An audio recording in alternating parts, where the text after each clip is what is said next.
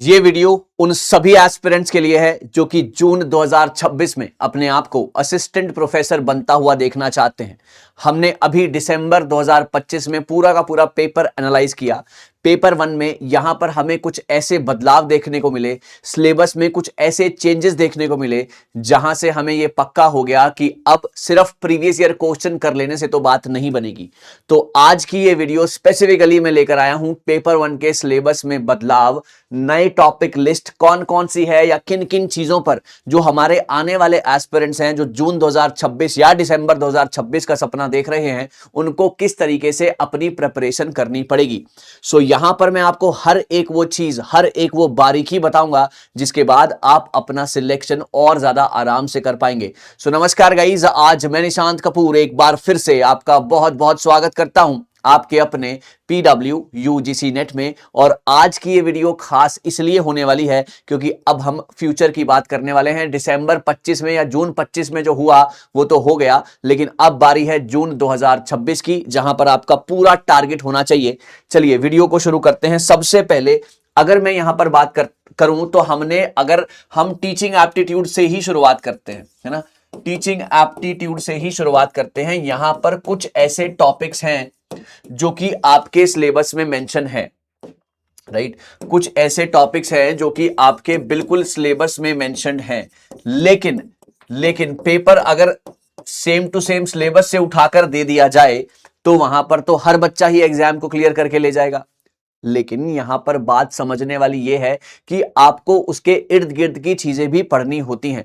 Teaching aptitude में सारी की सारी चीजें हैं, लेकिन उसके साथ साथ यहां पर और भी कुछ चीजें जो कि आपके बहुत ज्यादा काम में आ जाएंगी अगर हम यहां पर मूक को ऐड कर दें, है ना, अगर हम यहां पर स्वयं को ऐड कर दें, अगर हम यहां पर स्वयं प्रभा को ऐड कर दें, राइट। तो ये अब यहां पर ओल्ड और न्यू चैनल के बीच में डिबेट है। इस बार उन्होंने ओल्ड चैनल पूछे हैं, अगली बार वो न्यू चैनल की तरफ अपना रुख कर सकते हैं और आपसे सवाल जरूर पूछ सकते हैं, ठीक है ना।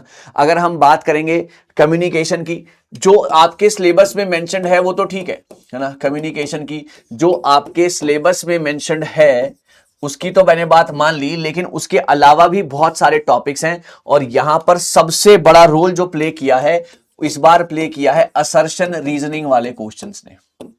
असर्शन रीजनिंग वाले क्वेश्चन ने इस बार हद कर दी। बहुत सारे असर्शन रीजनिंग के क्वेश्चन, चाहे वो हायर एजुकेशन, चाहे वो टीचिंग एप्टीट्यूड, चाहे कम्युनिकेशन, चाहे रिसर्च, आपको यहां पर बहुत सारे सवाल देखने को मिले। अब असर्शन रीजनिंग कैसे हो सकती है बच्चों, यहां पर आपने खास तौर पर ध्यान देना है मेरी बात का। असर्शन रीजनिंग आप बिना कंसेप्ट क्लैरिटी के नहीं कर सकते। कंसेप्ट क्लैरिटी होना बहुत ज्यादा यहां पर जरूरी हो जाता है। अगर आपके कंसेप्चुअल अंडरस्टैंडिंग आपके पास नहीं है तो आप असर्शन रीजनिंग के सवाल नहीं कर सकते या स्टेटमेंट बेस्ड सवाल नहीं कर सकते। अब जो एग्जाम है वो बहुत ज्यादा जो है थोड़ा सा मैं कहूंगा कि एक अलग लेवल पर जा चुका है। अगर हम मैथ्स की बात करते हैं, अगर हम मैथ्स की बात करते हैं तो मैथ्स में भी इस बार स्टेटमेंट बेस्ड सवाल देखे गए थे। इस बार स्टेटमेंट बेस्ड सवाल देखे गए थे। आपके सामने 4 स्टेटमेंट दे दी जाती हैं, है ना, और फिर पूछा जाता है कि ए और बी के आंसर ठीक हैं, बी और सी के आंसर ठीक हैं, सबके आंसर ठीक हैं या एक का भी आंसर ठीक नहीं है। तो इन सवालों की प्रैक्टिस या इस तरीके के सवाल जब सामने आते हैं तो आपको किस चीजों पर ध्यान देना है। अगेन मैं कहूंगा आपको मैथ्स के भी कंसेप्ट्स और फॉर्मूलाज अच्छे से आने चाहिए। मैथ्स के कंसेप्ट्स और फॉर्मूलाज आपको अच्छे से, या ट्रिक्स की बात करें तो आपको वो अच्छे से पता होनी चाहिए, जिसके बिना गुजारा नहीं हो पाएगा, जहां से आपसे गलती होने के चांसेस हो जाएंगे। सो असर्शन रीजनिंग की अगर मैं बात करता हूं या स्टेटमेंट बेस्ड सवाल की मैं बात करता हूं या फिर कुछ करंट इवेंट्स के बारे में भी आपको जरूर जानकारी होनी चाहिए। करंट इवेंट्स के बारे में भी आपको जरूर जानकारी होनी चाहिए जो कि आपके सब्जेक्ट रिलेटेड हों, जो कि आपके सब्जेक्ट रिलेटेड हों। अगर आप करंट इवेंट्स जो कि जैसे जून में एग्जाम है तो आपको कम से कम दिसंबर से मार्च तक का या पिछले 6 महीने का आपके पास डाटा होना चाहिए।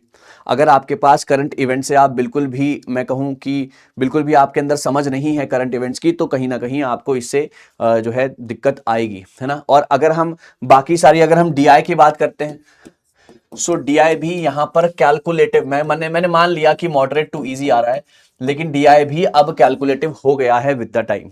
और जिस हिसाब से इस बार दिसंबर 25 का पेपर बना था, जिस हिसाब से दिसंबर 2025 का पेपर बना था, अब आप एक्सपेक्ट कर सकते हैं कि जून 2026 का पेपर का जो लेवल है वो हायर साइड पे होगा। जून 2026 का जो लेवल है वो हायर साइड पे होगा। तो आपको इन सभी चीजों का ध्यान रखकर ही आगे बढ़ना है, जो कि आपके बहुत ज्यादा काम आए, जो कि आपको बहुत ज्यादा हेल्पफुल हो। राइट। सो मैंने आज की इस वीडियो में आपको यह बताया कि जो सिलेबस में लिखा है ना, सिर्फ वही पढ़ने से बात नहीं बनेगी, आपको पैटर्न को एनालाइज करना पड़ेगा। असर्शन रीजनिंग के सवाल बहुत ज्यादा आ रहे हैं, स्टेटमेंट बेस्ड सवाल बहुत ज्यादा आ रहे हैं, कैलकुलेटिव सवाल बहुत ज्यादा आ रहे हैं, करंट इवेंट्स के आसपास के सवाल आपको देखने होंगे। इन सभी चीजों के बाद मैं इसको समराइज कर देता हूं। जो पैटर्न में बदलाव देखा गया है, असर्शन रीजनिंग के सवाल बहुत ज्यादा आने वाले हैं, है ना। उसके बाद स्टेटमेंट बेस्ड सवाल बहुत ज्यादा हैं, यहां पर कैलकुलेटिव सवाल बहुत ज्यादा आ रहे हैं, यहां पर करंट इवेंट्स से भी सवाल बहुत ज्यादा देखे जा रहे हैं। तो इन सभी चीजों के ऊपर आपको ध्यान रखना है। और अगर हम प्रीवियस ईयर क्वेश्चन से भी पैटर्न समझना चाहें तो लास्ट 5 इयर्स से आपको चीजें पकड़नी पड़ेंगी। अगर मैं हायर एजुकेशन की भी बात करता हूं, वहां पर भी एंशिएंट एजुकेशन से स्टेटमेंट वाले सवाल, या फिर यहां पर एक और जो रूल यहां पर है, क्रोनोलॉजी के सवाल, क्रोनोलॉजी के सवाल बहुत ज्यादा देखे गए, मैच द फॉलोइंग के सवाल बहुत ज्यादा देखे गए, है ना। क्रोनोलॉजी के सवाल बहुत ज्यादा देखे गए, मैच द फॉलोइंग के सवाल बहुत ज्यादा देखे गए। तो ये 2 पॉइंट और निकल कर आते हैं, जो कि आपको अब आने वाले पैटर्न के लिए, आने वाले साइकिल के लिए तैयार कर देंगे। तो इन सब के ऊपर जो है अपनी पकड़ बनाए रखना, सिर्फ प्रीवियस ईयर पैटर्न्स के ऊपर बिल्कुल मत जाना, जो कि अब आगे जो वो पूछ सकता है उसके ऊपर हमने ध्यान देना है। Assertion reasoning, statement based calculations पर ध्यान दें, current events, previous year questions को भी कंसीडर कर सकते हैं, क्रोनोलॉजी और मैच द फॉलोइंग, ये 7 चीजें आपको इस बार सिलेक्शन जरूर दिलवाएंगी। सो यहां पर ये वीडियो बनाने का मकसद ये था कि जो भी बच्चे ये सोच रहे हैं कि अब क्या बदलाव हो सकता है, हमने पेपर 1 के इतने सारे एनालिसिस करके ये तो समझ लिया कि अब पेपर ईजी आपको परोस के तो नहीं दिया जाएगा, उसके लिए आपको मेहनत करने की जरूरत बहुत ज्यादा है।